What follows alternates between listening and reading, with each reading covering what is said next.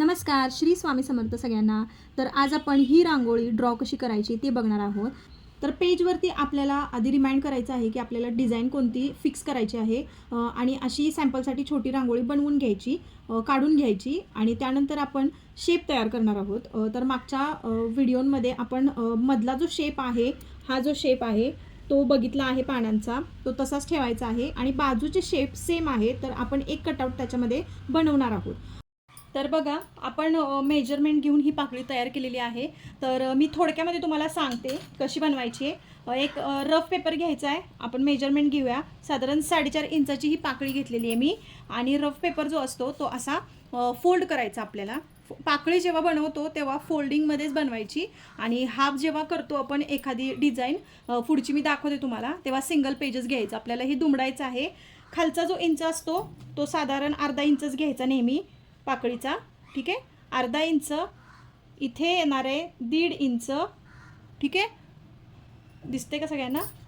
खालचा जो तुम्ही मेजरमेंट लिहून घ्या ह्याचं पाकळीचं आणि मग बनवा, कारण ह्याच्यावरती डिटेल व्हिडिओ पाकळी कशी बनवायची याचा डिटेल व्हिडिओ आपण अपलोड केलेला आहे. तरी मी थोडक्यात सांगते तुम्हाला. इथे अर्धा इंच मध्य काढायचा आहे. मध्य काढायचा याचा बरोबर. मध्य काढून जो मध्य येतो ना तिथं आपण, पाकळी आपली फुगीर असते बरोबर, तिथं साधारण 1.5 इंच घ्यायचं आहे. आणि पेपरचा शेवटचं जे टोक असतं तिथं एक मेजरमेंट घ्यायचं आणि हे सगळे टोक जोडून हे कट केल्यावरती आपल्याला अशा पद्धतीने पाकळी मिळणार आहे. ओके, पण आता बाजूची डिझाईन करणार आहोत. तर माझ्याकडं एक रफ पेज होतं हे कॅनव्हासचं, तर ते मी घेतलेलं आहे. ठीक आहे, तर आपल्याला समजा एखादी डिझाईन बनवायची आहे तर त्याच्यामध्ये एकसारखे शेप जर बरेच असतील तर एक कटआउट आपण करायचं आहे बरोबर. तर आपण ह्या डिझाईनमध्ये बघितलं आपण, तर ह्याच्यामध्ये पहिलं मोठं आहे, त्याच्यानंतर खाली असे 3 प्रकारचे आपल्याला कटआउट्स दिसत आहेत. तर आपल्याला 3 प्रकारचे कटआउट्स बनवायचे आहेत. ज्यांची ड्रॉइंग अजिबात चांगली नाही आहे त्यांनी कटआउटचाच यूज करावा. ज्यांची आहे त्यांनी ठीक आहे, म्हणजे केलं तरी चालेल डायरेक्टली. आता ह्याच डिझाईनवरती मी तुम्हाला सगळं दाखवते. ही डिझाईन हाफ आहे बरोबर आणि ह्याची हाफ या साईडला आहे, त्यामुळे एक कटआउट आपल्याला बनवलं तरी चालेल. आता ही डिझाईन दोन्ही साईडनं सेम आहे बरोबर. ही पाकळी आहे त्यामुळं आपण ही बनवताना पेज फोल्ड करून घेतलं होतं, राईट आहे. तर आपण काय करायचं आहे, तर ही हाफ करायची आहे ना, तर आपल्याला सिंगल वाईट पेजच घ्यायचं आहे. तर आपली पाकळी जी होती ती साधारण 4.5 इंचाची होती. ठीक आहे, 4.5 इंचाची होती. हां, तर त्याच्या आपल्याला खालच्या बाजूला आपलं पहिलं मेजरमेंट घ्यायचं आहे. 4.5च्या आत थोडंसं घ्यायचं आहे आपल्याला. मग आपण साधारण 4 आणि पुढे 2 सेंटीमीटर. ठीक आहे, 4 इंच आणि 2 सेंटीमीटरचं पहिलं आपण ते हाफ सर्कल करून घेऊया. मग आता इथे आपण मेजरमेंट घेऊया. अगदी टोकाला घ्या, आपल्याला हाफ बनवायचा आहे बरोबर. हे बघा, इथून आपलं हे चालू व्हायला पाहिजे. ठीक आहे, ड्रॉ करताना हलक्या हाताने करायचे. आता हे सोपं आहे त्यामुळं आपल्याला, ठीक आहे, हे असं हलक्या हाताने आतमध्ये आतमध्ये आतमध्ये आतमध्ये आतमध्ये येऊन ही एक पाकळी आपली तयार झाली, हाफ पाकळी तयार झाली. ठीक आहे, तर त्याच्या आतमध्ये आपल्याला दुसरी पाकळी करायची आहे. तर मी तुम्हाला सोपी पद्धत सांगते. डायरेक्ट आता ही पाकळी कट करू नका. ही आपण किती केली, 4.2 सेंटीमीटर. त्याच्या आतमध्ये आपल्याला दुसरी पाहिजे बरोबर. इथे पाहिजे आपल्याला कळतं की कुठपर्यंत करायचे. ठीक आहे, म्हणजे ही झाली 3 आणि 2 इंच. 3 आणि 2 इंच, सॉरी 3 आणि 2 सेंटीमीटर. ठीक आहे, आणि अशी पाकळी किती, ही किती पाकळी झाली, 1 आणि 2 सेंटीमीटर. मग आपण एकसारख्या दिसण्यासाठी आडवं मेजरमेंट आपण घेऊया. 1 इंच आणि पुढे 2 सेंटीमीटर, म्हणजे आपली पाकळी इथपर्यंत यायला पाहिजे. तर आता साधारण त्याच्या बाजूने असा सर्कल करायचा हलक्या हाताने आणि खाली आपल्याला हे किती आहे बघा बरोबर, अर्धा इंच आहे. तर इथे पण आपण खालच्या बाजूला आपण अर्धा इंच घेणार आहोत, म्हणजे इथं आपला शेवटचा पॉईंट यायला पाहिजे. ठीक आहे, तर आपल्याला कर्व शेपमध्ये हे जोडायचं आहे. ओके, तर बघा, हे झाली दुसरा शेप आपला. तयार. ठीक आहे. आता ही दुसऱ्यानंतर आपल्याला तिसरी पाकळी बनवायची आहे. 3.3 इंच आणि पुढे आपल्याला 2 सेंटीमीटर घेतलं होतं. आता आपल्याला तिसरी पाकळी साधारण इथे पाहिजे, बरोबर. खालून अर्धा इंच घ्यायचं आहे. म्हणजे खालचं मेजरमेंट सेम येतं आपलं, बरोबर. त्याच्यासाठी आपल्याला मेजर करायचं. आपल्याला आडवं 1 इंच आणि 2 सेंटीमीटर घ्यायचं आहे, बरोबर. आणि इथे पाकळी आपल्याला खाली अर्धा इंच घ्यायची आहे. सर्कल काढायचे.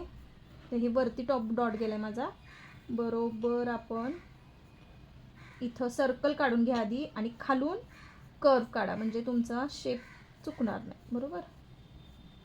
आपण हे कसं कट करूया माहिती आहे. डायरेक्टली वेगवेगळं कट करण्यापेक्षा आपण हे असं एकच पॅच तयार करायचा. हे बघा, हे आपलं तयार झालेलं आहे. आता आपण रांगोळी ड्रॉ करायला घेऊया. ठीक आहे. तर ह्या गोष्टी जवळ ठेवा म्हणजे तुम्हाला सोप्या जातील.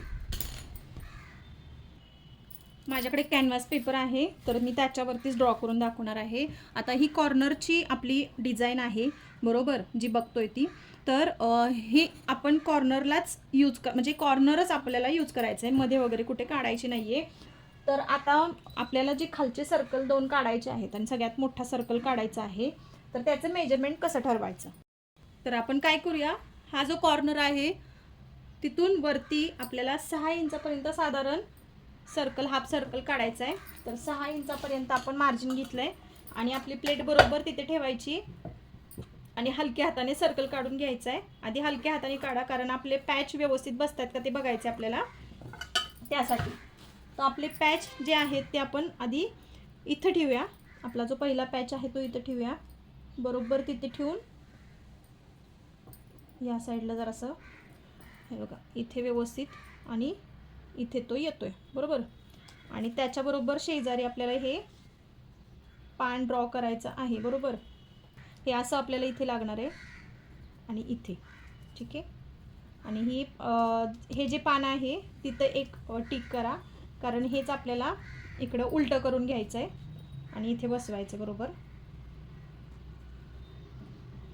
तर बघा, इथे एक येते. ठीक आहे. तर इथून आपण खाली करू शकतो, काही प्रॉब्लेम नाही. मी पण आत्ता हलक्या हाताने करून घेणार आहे. थोडं फार कमी जास्त झालं तर आपल्याला खोडून ते कंप्लीट करता येईल व्यवस्थित, यासाठी. तर आपलं हे आधी काढून घेतलं. त्यानंतर आता हाच पॅच आपल्याला इकडे ठेवायचा आहे, बरोबर.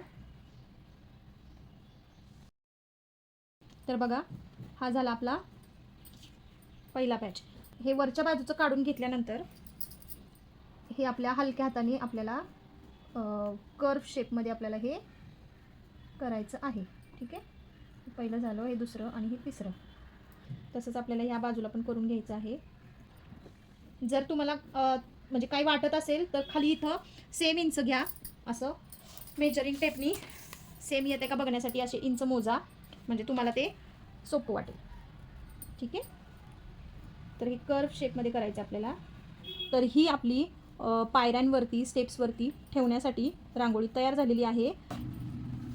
तो वरचा पॅच आपला तयार झालेला आहे. आता आपल्याला आणखी 2 शेड करायचे आहेत याच्यामध्ये. त्यासाठी ह्या कॉर्नरला आपण एक अंदाजे सर्कल काढून घेऊया, हाफ सर्कल. ठीक आहे. हा एक काढलेला आहे आणि हा एक आपण काढून घेतलेला आहे. तर आपली डिझाईन या पद्धतीने तयार झालेली आहे.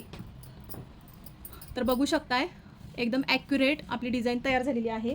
तर याच्यामध्ये कलर कॉम्बिनेशन आपण कसं करूयात, ह्याला ग्रीन द्यायचा, तुमच्या हिशोबाने देऊ शकता. पण आता सध्या ट्रेंडिंगमध्ये जे कलर आहेत ना, ते ग्रीन, रेड, येल्लो आणि ऑरेंज हे चाललेले आहेत. कारण मी सुद्धा जेव्हा विकायला म्हणून थांबले होते ना, तर जास्त करून मला डिमांड ना त्याच म्हणजे कलरची होती. त्यामुळे मी मोस्टली आता रांगोळ्या ज्या करणार आहेत ना, ते ह्याच आपल्या कलरचे करणार आहे. तर हे सगळे बॉर्डर जे आहेत ते आपल्याला ग्रीन कलरचे करायचे. इथे रेड देऊयात, इथे येल्लो आणि इथे परत रेड. इथे रेड, येल्लो अँड इथे रेड असं कॉम्बिनेशन करायचं आहे. इथे सुद्धा या ज्या कडा आहेत त्या सगळ्या ग्रीननी करूयात, ग्रीन. आणि इथे जो पॅच आहे हा रेड, येल्लो आणि रेड या टाईपमध्ये करायचा आहे. किंवा साईडला फोटो आहे त्याप्रमाणे सुद्धा कलर कॉम्बिनेशन केलं तरी छान दिसेल.